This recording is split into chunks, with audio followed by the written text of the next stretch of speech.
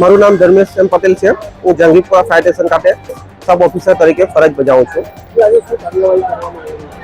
આજે આપણે Surat fire brigade દ્વારા દરેક સ્કૂલોમાં આપણે ફાયરના સાધનો કાર્યરત છે કે કેમ તેની વિશે ચકાસણી કરવામાં આવી રહી છે।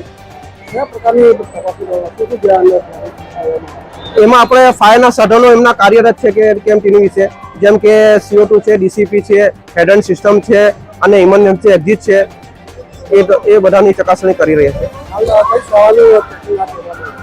હાર આપણે પાલનપુર પાટિયા પાસે સંસ્કાર ભારતી સ્કૂલમાં હાર ચેકિંગની ચકાસણી ચાલી રહી છે।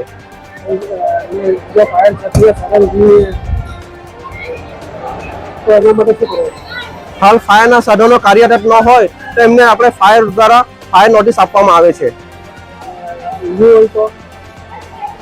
કાર્યરત ન હોય તો એમને પહેલા નોટિસ આપીએ છીએ, પછી એમને શોકીસ નોટિસ આપવામાં આવે છે। તે ઉપરાંત બી કાર્યવાહી ન કરે તો એમને આપણે સીલ કરી દેવામાં આવે છે। હાલ સુરત શહેરમાં અલગ અલગ ઝોનમાં અલગ અલગ ફાયરની ટીમો દ્વારા હાલ ચેકિંગ ચાલી રહી છે।